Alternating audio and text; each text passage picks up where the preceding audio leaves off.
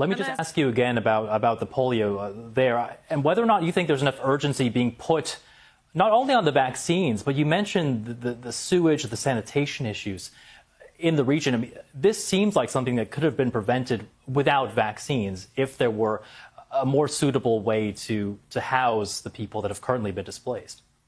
All right. Well, precisely because housing has been targeted, Israel has targeted almost 70% of residential housing, causing nearly the displacement of 90% of the Palestinian population of 2 million people. Just last week, they received 5 evacuation orders to go to places where there's no quarter. There's been 16 evacuation orders just in the month of August where people have no place to go. They have been concentrated into an area where there is no infrastructure to sustain civilian life in a bid either to remove them altogether or to compel Hamas to surrender. The targeting of civilians in order to exact these political concessions is textbook terrorism, and we are allowing it to continue rather than right now, what the U.S. should be doing, which is not just putting tremendous pressure on Israel, but as the provider, the proviso of arms transfers and its impunity within these international multilateral institutions,